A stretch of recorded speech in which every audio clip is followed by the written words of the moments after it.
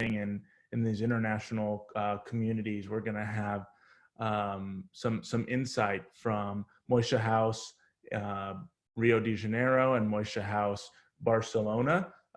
Fernanda from Rio, and Gabby from Barcelona. And thank you to everyone who joined us last week. Thank you to Sabrina, who led a great conversation with more residents from around the world. And for us as an international organization, the thing that we're trying to learn from each other is what's really happening on the ground. How are communities impacted? How are individuals impacted? And of course, how is the Jewish community being impacted, both on a local and global scale? Passover's coming. I also want to wish everyone a Hag Sameach. And if you have any technical issues, please go ahead and send something in the chat. We'll be able to address them. We have Eden standing by with that. And if you have any questions, please enter them into the Q&A. We'll have time for Q&A. And before I introduce our host this week from the board, Stefan Teodosic, I want to share a few things that are happening at Moishe House and how we're pivoting and adjusting during this new time of less in-person, more virtual, and really working with the population. For a lot of people are extremely isolated and alone right now. Some are home with their families, and some are in apartments by themselves. And we're working hard to be a place where they can engage and be part of a community. We have over 225 programs planned already for April. Here's an example. We have our East Coast Jewish Summer Camp for Adults, Camp 9 and I, which we've been building up and sold out last year on the East Coast and West Coast. And we've moved that because it's in May over Memorial Day virtually. And there'll be a global color war experience starting soon. And on a local level, you can see here in Park Slope, New York, they've been working and doing calligraphy classes online and are still doing 7 or more programs each month. Here you'll get to see a sneak peek into Moishe House Barcelona, a Zumba class, very colorful and engaging from the housemates there. You'll get to hear from them a bit more. And then internally here at Moishe House, we're doing weekly webinars with the residents and hosts and community builders on how to have the sort of training and support to lead virtual programming, because it hasn't happened in this velocity probably ever. So this is a workshop on icebreakers and things like that. So just to give a little recap on the past here of our community builders from around the world, we heard from Sarah at Moishe House Paris, who's an intern and at the hospital and a physician normally working in pediatrics, and has now been called in to work in other areas in ICU and things like that. And she's continuing to do that. And they'll be doing a Seder as well at Moishe House Paris for their community. Moishe House Seattle we heard from, and they've been doing some great programming, including one that's titled Self-Isolation, a Jewish Perspective. And we're seeing more and more Jewish learning and Jewish thought programming coming to the houses as people are trying to understand where's Judaism's role in how to manage this kind of crisis and new way of life. And then in Shanghai, they're going to have 30 people in person at their Seder. So they were already having to slow down and cancel in-person programming at the end of January. And now we'll be able to welcome 30 people into Moishe House Shanghai this week for Seder. So there are different people in very different places having different experiences, which is wonderful for us to be able to share that with you. And the person who will be sharing that is Stefan Teodosic. He's on the National Board of Directors. He's been on the board since 2013. He's been instrumental in our strategic planning and lots of our work. And I want to just thank you, Stefan, and turn it over to you. David, thank you so much. And to the folks at Moishe House, all of the work that's gone in to create this webinar series, in addition to the work that's happening to continue through these challenging times, and to the residents. really appreciate your time. And for everyone joining us, we hope to make this a very engaging, insightful hour. And I'm really privileged to be a part of this. Just by way of brief introduction, I've spent the last almost two decades as a Jewish communal professional in the Jewish camping space. Before that, I worked for America Express and was at the World Trade Center on 9/11 and pivoted into this world. And so I'm incredibly passionate about Jewish outcomes and the work that we do. And I was very lucky to be in contact with a woman named Janie Schultz 7 or 8 years ago, who talked to me about Moishe House and was able to give me some perspective and give me the opportunity to talk to David and a few other folks and plead my case to join the board. And it's been a pleasure of mine to grow with the organization. And now I'm the executive board and as the secretary and strategic plan chair. So what I love about Moishe House personally is I'm so passionate about Jewish continuity and outcomes. So the mission of our organization, the realized and potential impact that we can have and our ability to really scale, and our culture and our values, the way that we execute and the way that we have the best staff and an incredibly talented board. And most importantly, getting a chance to just be a part of the orbit of these spectacular, impressive residents and participants. They're building community and laying the foundation for the future. And in good times and in challenging ones, we rely on community. And that's what Moishe House and our folks do every day. And it's pretty black and white for me. You either build community or break it down. And everything that I see and experience with these folks is just amazing, intentional, explicit community building. And it's transformational. And people use that word a lot and don't really know what it means. And I'm privileged to get to experience that every day. So with that, we're going to dive in. I would like to introduce our two speaking residents who also have some other folks with them, and we'll give a brief shout out to them, and then to Terry, who's on the Moishe House staff. Fernanda Altschuler from Rio de Janeiro, her waving at least in my upper left-hand corner. Born in Rio de Janeiro, she was involved in the local Jewish community growing up. She studied and worked in architecture and currently works for Bait, a project of Olami. Fernanda is a founding resident of Moishe House Rio de Janeiro, which launched in 2019 and welcomes Jewish young adults from Rio and all over Brazil. Since they launched in October 2019, not too long ago, they've already hosted over 25 programs for a total of 500 participants. She's sitting with Hannah, her roommate, and fellow Rio de Janeiro resident, and her boyfriend, Jonathan, another Rio community member. And so we're really excited to have them with us. And we'll be turning it over into questions very soon. Before that, Gabby Newman from Barcelona. Excellent. She works as an engineer in the 3D printing lab at Hewlett-Packard in Barcelona. She was born in Auckland, New Zealand, and grew up in Australia, where she was active in her Jewish community. She had an internship in the Bay Area, and that's where she first got involved with Moishe House Silicon Valley. And when she moved to Barcelona, she immediately sought out the Moishe House, and the rest is history. Barcelona's Jewish population is about 10,000 to 15,000 depending, and the community is made up of Spaniards from all over the country, as well as expats from the US, UK, Israel, and beyond. And she's sitting with Maddie, a fellow resident of Moishe House Barcelona, who was born and raised in Barcelona. That's absolutely. Thank you both for joining us. And last but not least, Terry Wonder. He's the Moishe House Senior Program Director, managing Moishe Houses and the NMH WOW teams. He co-founded Moishe House Sherman Oaks, so he's not just a staff member, he's a past resident, which is very exciting, and he gives a very unique perspective to his role, and that was 10 years ago. He helped launch Camp 999, and he's based in San Diego at our headquarters. So this is the panel, and this is who we're going to be sitting on the edge of our seat, excitedly listening to, as we're really curious about what's going on in your local communities and the perspectives you have, as well as the spectacular programming that you've not only been doing, but leading into Passover. So, Fernanda, you're on the seat first. Sound good? Yeah. Excellent. So I understand that the situation in Brazil is quite complicated and it's evolving. And we heard a brief update from Irene from Moishe House Paris last week. Tell us about what you and your family and your community are currently facing. Well, thank you, Stefan, for the question and for the opportunity to show a little bit about my country. We really love our country and our city. And the situation now, it's a little bit complicated, as you said. The president, he doesn't believe in the virus.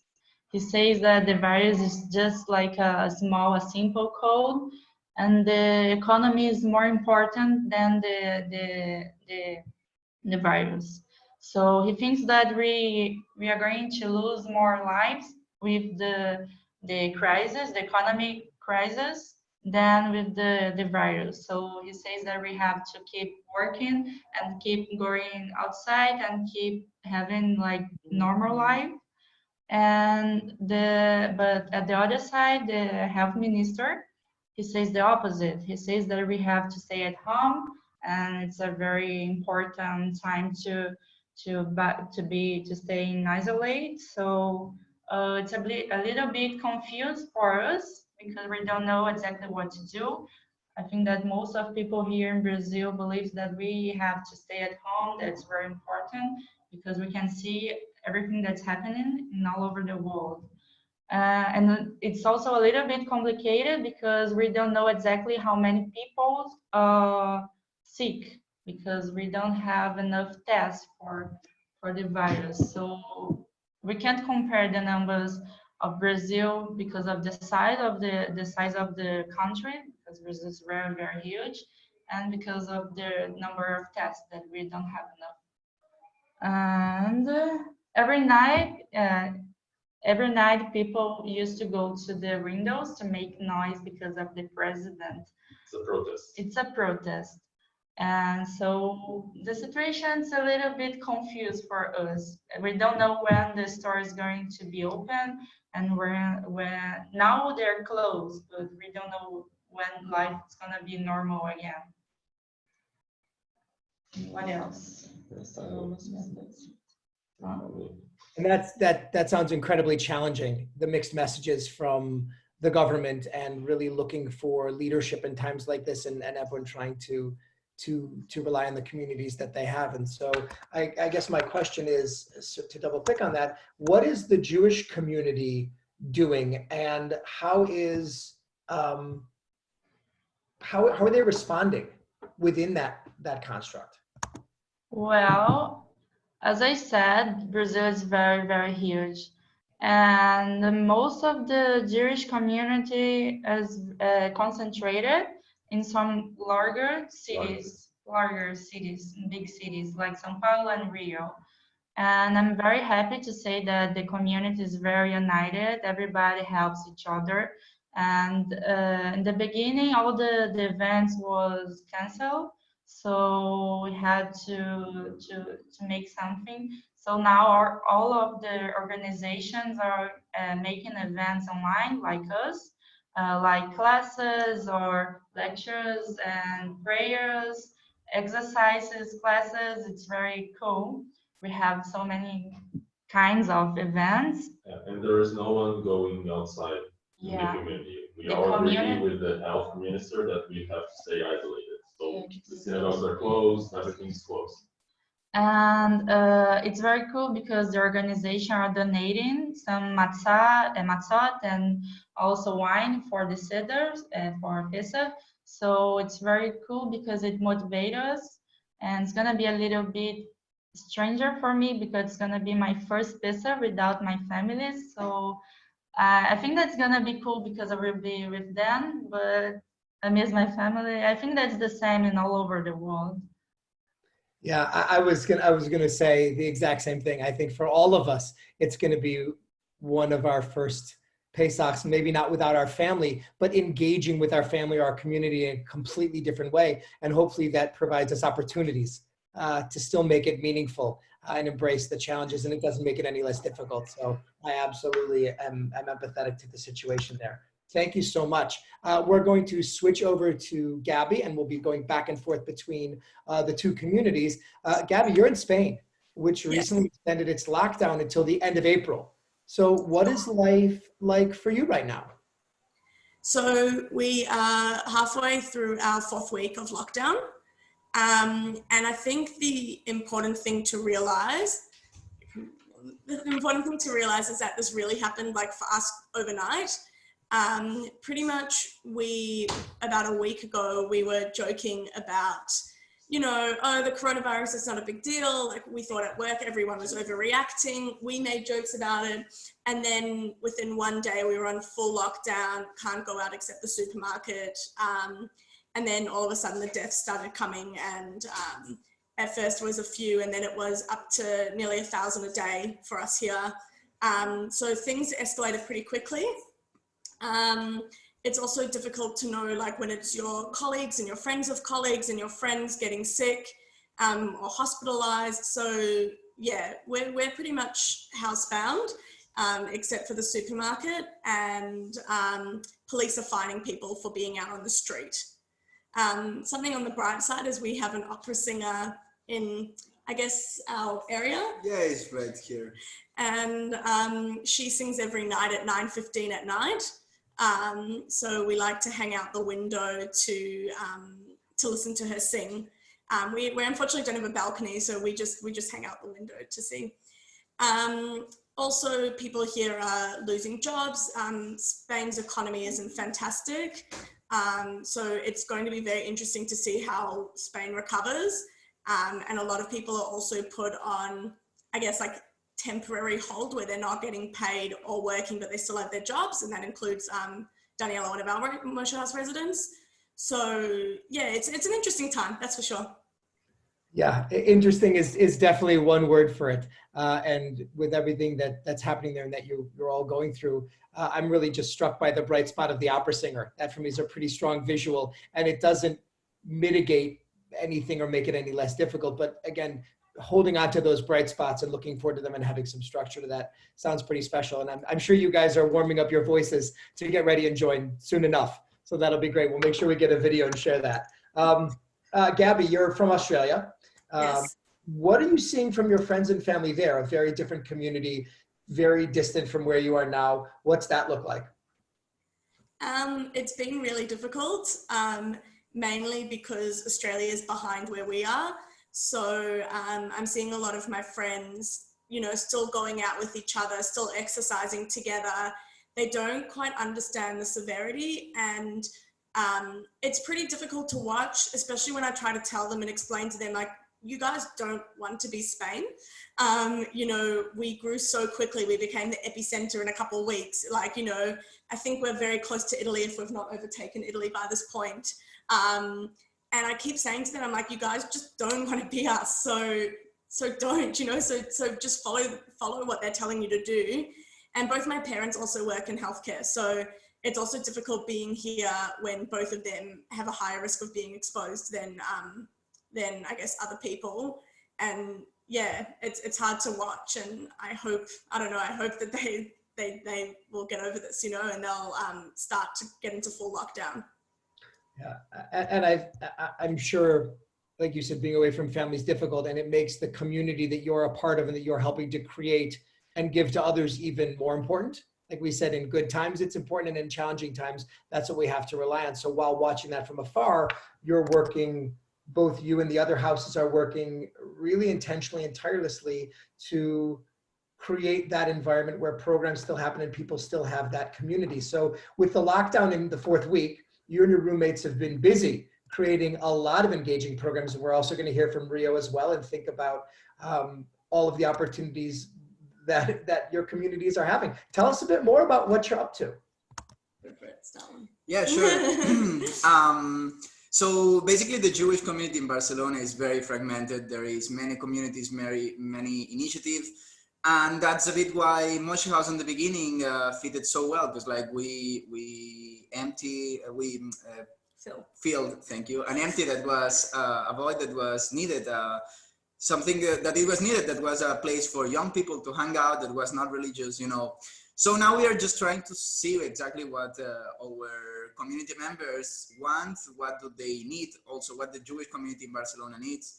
And right now, you know, like we have lots of community members who are living alone, who maybe Moishe House is their only contact with the Jewish community. So we are just trying to a bit like open our house, our activities. I mean, we have fun here. We are 4 of us together. We have a lot of fun. So we are just trying to open these kind of things to to everyone who wants to join. So for example, every Saturday morning we do Zumba. So we decided to open the Zumba to everyone. So just like open Zoom and join us. And that was so much fun. We had like, I guess 60 people from many different countries. It was so cool. So yeah, I mean, yeah, I think the thing is that we're usually, because we're a 3 to 4 month program house, which is one of the smaller ones, we're usually relatively intentional in our programming. But as Matty said, like right now we know that our community members need a little bit of light, a little bit of fun, and that's the hole we're filling. So pretty much a lot of the time it's us doing some silly and fun things and we're getting other people to join us. We're not really restricting our programs at all. In the sense that if somebody wants to run something, we do it. Like I said, we're a 3 to 4 month program house and we've got 3 programs planned for Pesach this week already. Just after this, for anybody who's interested, our housemate Ivan is running a make your own gefilte fish and grain course just after this workshop. And then we'll do a second night Seder to allow people to be with their families virtually on the first night. And then on Sunday, doing the typical Let's All Watch the Prince of Egypt, obviously in Spanish, but we're quite excited for that. So I think, yeah, I think the idea is that we're not limiting it to who wants to come. We've had people from a lot of different countries. At our Shabbat dinner that we had a couple weeks ago, we had 30 people from, I think it was 7 countries and about 16 cities. And for us, it's more important that people have a place to be than where they're from if they're a direct community member. Of course, we're getting our own too, but you know, it's not just about that anymore. And we have also had a games afternoon. Playing charades is pretty hilarious over the computer. And yeah, also the Challah workshop. We did the Challah workshop. We did the Challah workshop. It was so fun because like then people were super happy. They sent us the pictures of the Challah. It was fun. Again, the Zumba that maybe you already heard about.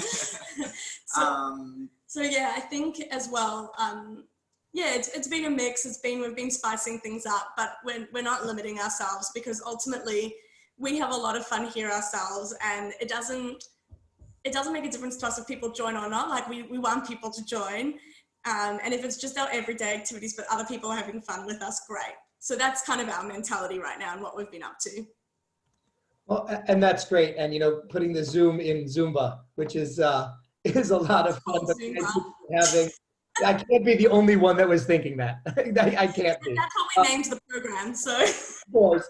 But the idea that there's unapologetic fun and still sort of deep, meaningful Jewish engagement. And it's so authentic to Moishe houses around the world, and that you're putting your unique stamp on it.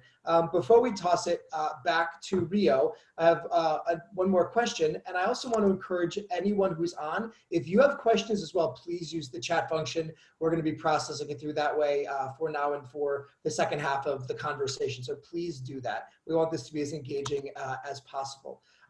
So any learnings on virtual programming before we kick it back to Rio? I think, Moishe House as an innovator and each house really at the forefront of the digital aspect of this. What are some learnings to share with the group? I think our biggest thing is 2 things. Is there's no right way of doing it. It's just to do, and either it's good or bad. If 5 people turn up, it's 5 people who probably had a good time. We're not really following any metrics. For example, the Zumba, Matty said about 60 people. That included both our parents as well. So my parents came, Matty's parents also came. My parents came dressed up because they got in the mood. And then the other thing as well is we're keeping our programs really short. So we're only going 30 to 45 minutes. We're allowing people to stay longer if they want to chat. But ultimately, we're trying to do it short and sweet because nobody wants to be on Zoom the whole day. Like we're both on there for work. All of us pretty much sit on meetings the whole day for work. So the idea of short, sweet fun. Yeah. No, I mean, we're just, like making people happy. We are just trying to, we are not doing anything like super extra, super special. We are just trying to, get people a smile and yeah. I think that's interesting that you would say you're not doing anything special. I think what you take for granted as common practice is transformational and incredibly special and authentic. And thank you for all of that work. And like I said, the amount of community and light that you're bringing in and bringing people together and getting people of all ages, not just sort of our core demographic, dressed up and doing Zumba, preparing for Passover. It's really special. So that's wonderful. I'm going to kick it across the world back to Fernanda. Thank you, guys. What are you, you and your roommates have been doing a lot of virtual programming too. What does your community need right now, and what types of programs are working for you? I was always taught that people get their needs met positively, negatively, or by accident. And it's our job to know their needs and then help them get them met in the most positive way. So how's that something that, that your house has been doing? Well, a lot of our community members are not working right now, so they have a lot of free time. And basically, they just want to keep in touch with the friends and have connections, and also to have fun and chill and make exercise also. Every day we have so many young Jewish from here that wants to join to make exercise like in a live show. And here in Brazil, it's very common to leave the parents' house after get married. So basically, Moishe House, it's a place where they can come to chill and to hang out, because we don't have parents here, so it's different. They really like our house. And now we don't have it, but I really hope that soon we can open our house for all the community members. And I wanted to talk a little bit about our program, events that we are doing. The beginning, the first one that we did, it was a lecture about Amos Oz. And it was pretty nice because we had people from all over the world, all over the country, and also from Israel. And if it was here in my house, I think that we could only receive people from Rio de Janeiro. So it's very good to open the house for other people. And yesterday we also had an event with community members. She cooked matzo balls, neighbor. It was so much fun. Yeah, it was very fun. So basically, we post on Instagram about the event, and who was interested to send a message to us, and we send the ingredients for the recipe. So they could cook a lot. They could cook together, but it was pretty fun and nice. And in the end of the month, we are thinking about to make an event about Yom HaShoah. It's a very important day to remember. And basically, we have an expert about it, and she will talk about the theme, and she will talk about how people could rebuild lives after Holocaust. Of course, that I can't compare what we are living now. Our situation is not on the Holocaust, of course, but it's gonna be nice to see that we can always rebuild our lives, and that's it. It's important to have hope, right? Yeah. Times like this. And we are also planning an event. We live with Samuka. He's a lawyer. He's not here right now, unfortunately. But we are thinking about an event about how the legislation can help people that is in isolation, to quarantine, to don't lose the job, and also how it can help people with the economy crisis. So I think that's gonna be different for us. It's not exactly a fun event, but it's a very important one also, because we know that many people unfortunately will lose the job. Yes. So they need to know their rights. Everyone needs to know their rights, and understanding this is very important.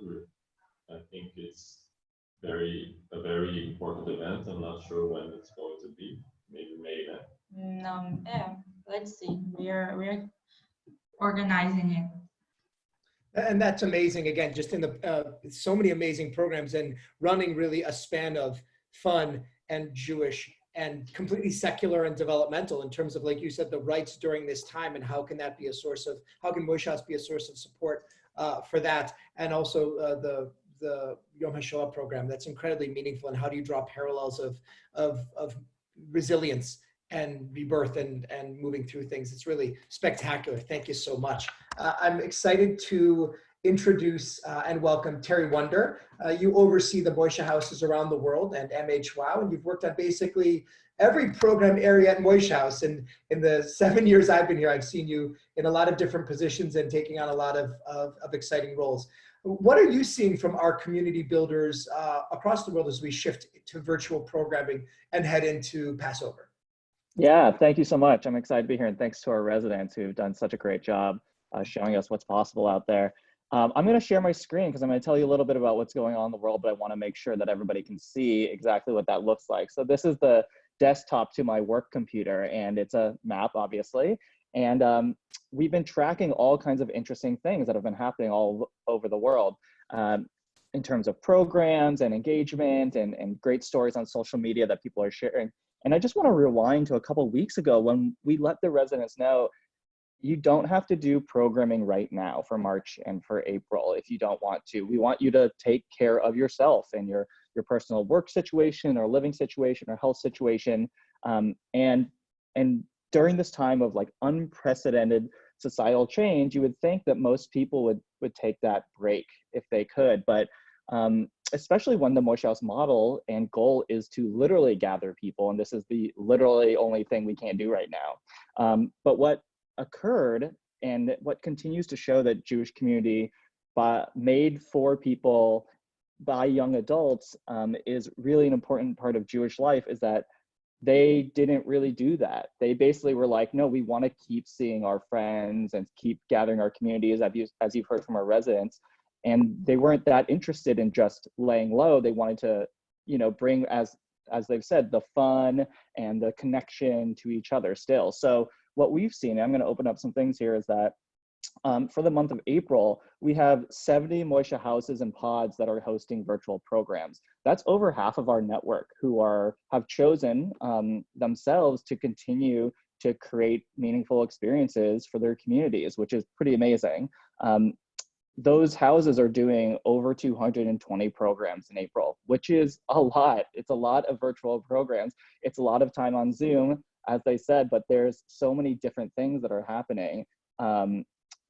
It's really cool that 42 of those houses are doing programs for Pace Off. The houses on here representing like 5 of those, which is really cool. All kinds of different things: cooking shows, seders, demonstrations, learning, discussion groups, tech studies. And if you're interested in seeing all the kinds of programs that we're doing, we have this new website called The Living Room, where you can see all the programs that are listed for April. And just from this little clip, you can see there are so many different things happening, from book clubs to movie nights to cleaning houses to coffee breaks. Lots of activities, lots of activities. So we're going to go and look through a few highlights of them. And the thing that I'm struck by is that community never stops, even if you can't actually be together. It doesn't matter, and people really want to make it happen. San Francisco Nob Hill, in their most recent newsletter, wrote this really beautiful thing. They wrote, in these unprecedented times, community is not only nice, it's necessary. And so they're going to continue doing programming, even though sometimes they're together and not together in person themselves. They're going to make sure that they get together as residents and they get together as a community. So we're going to look at first some examples of how our residents are community leaders. Let's go first to the Boston RSJ house. Here we go. So there is a resident named Zhenya, who's a really nice guy. We worked at Camp 99 together, and he is 3D printing masks for the local hospital workers. And then the residents are making cloth masks and donating them to whoever needs one, not necessarily hospital workers, but people in their community. So they're already taking it upon themselves to create some action, which is really great. Let's go down to Uruguay,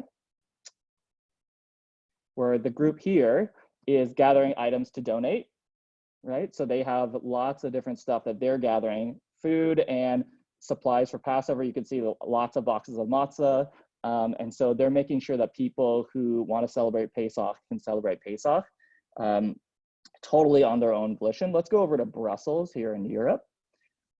And this video here where the community made a video about hand washing in a few different languages and explained some different Jewish traditions and texts that are connected to hand washing to make sure that people knew that the Jewish part about hand washing. And I really encourage you to go on the Moishe House Brussels Instagram and watch this video because it's really informative and also really funny.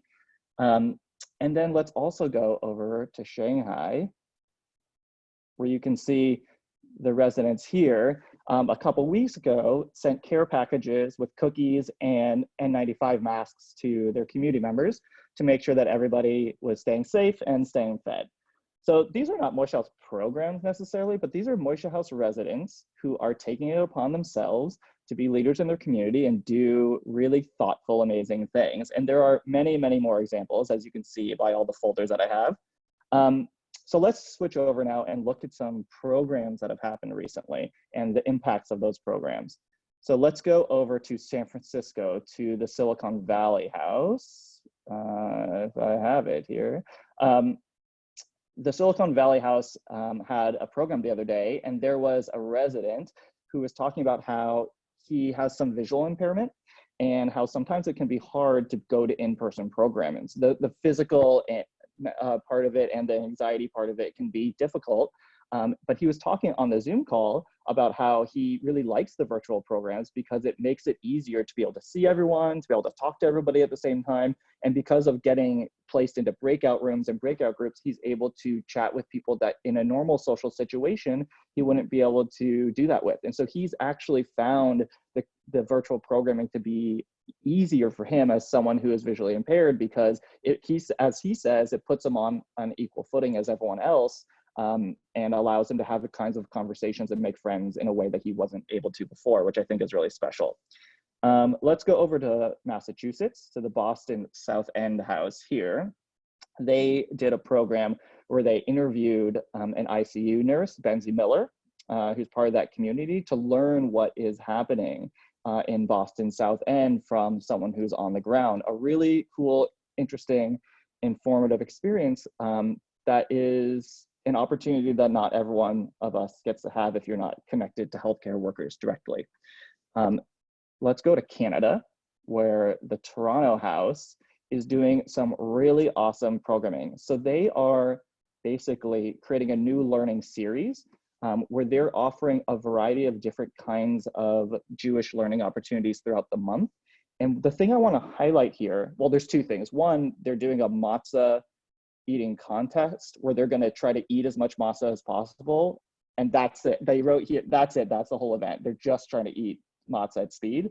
But one thing that they're doing from a Jewish learning perspective that I think is really cool is that they're partnering with Ariel Nissenblatt, who lives in the Moishe House in West Hollywood in LA, and she is actually teaching on their program, right? So from LA to Toronto, a little collaboration, which is really cool because Ariel is a podcast expert. And so she's gonna be teaching how to do some of those pieces at the Toronto House. So those are some of the cool programs that are happening. Let's go over to Russia because they just wrote this amazing message in their, as they were switching to virtual programming. It's in English here on the bottom left. They wrote, "Dear friends, in the light of the circumstances, we realize that we are not ready to endanger you, yourself, the house, and the people around us. Therefore, until the end of March, we'll be introducing new formats of events. Until the beginning of next month, we will try ourselves as an online platform for events, spending time together, and drinking." So here's the programs that we're doing. So a very awesome Russian message from the Moscow House. I also encourage you to go watch this video on their Instagram.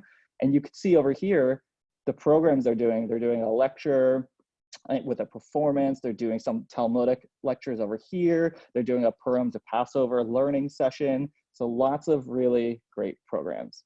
All right, to finish out, I just want to show a couple of really interesting Passover programs that are happening. One is from an MHRA host in Massachusetts. Here's Bradley and his virtual program where he was teaching people how to make kosher for Passover sushi. So he was also talking about how in different cultures, Ashkenazi, Sephardic cultures, some people eat rice, some people don't eat rice. Why is that? Where does that exist in Jewish law? And you could see here the sushi he made. And also you could see his Zoom call down here where all of the people are learning how to make sushi and doing it themselves in their kitchens, which is really cool. So a kosher for Passover cooking class. Let's go over to Europe, to the Madrid house. First of all, the Madrid house made their own Spanish language and Hebrew Haggadah, where they put in hand washing instructions, which is really, really cool, to the tune of Janeiro, which I love. So you can download that and we'll make sure it's available for people. And they also did this really cool thing where they created a forum where they're not actually hosting a Seder themselves, but they're linking their community members to existing virtual Seders, right? Ones that they think will work for them. And then they're hosting something at the end called the Fifth Cup, which is where their whole community comes together and ends the Passover Seder as a Moishe House community. Really, really great stuff. And then there's this Amsterdam pod, which is doing a learning series where they're doing 3 different things. It's called Breaking Up with Egypt, Finding Meaning Before, During, and After the Seder. So they're doing a learning series for Passover. These are just a few examples of many, many, many different programs that are happening. And if you want to see more about these programs, please go on the living room, moishehouse.org/the living room, and you could look at all of these programs for April and see what's happening. So that's what's happening around the world, and I'm gonna send it back to Stefan. Terry, thank you so much. We are getting close to the end of our time, and I do know that David wants to wrap us up with some things. I'm not surprised at the speed of our time today with all of the amazing programs that have been going on and the really interesting and critical conversations with the residents. So thank you to the folks in Rio and in Barcelona. Please keep up the amazing work. We're all so thankful and grateful for all the work you're doing, and Terry and the staff as well. This has been a true honor and a pleasure on my end. I want to kick it to David to take us home. Thank you, Stefan. Thank you, Moishe Houses, Barcelona, Rio de Janeiro, Terry. Wishing you all a Hag Sameach.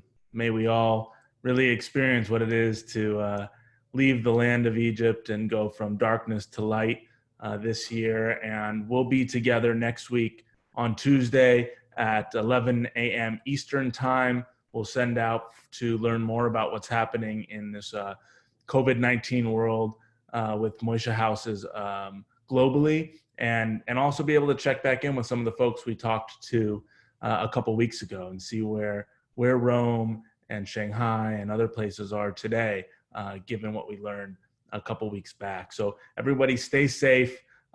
Thank you for joining. Thank you, Stefan, for hosting. And again, wishing everyone a Hag Sameach and a safe, healthy week.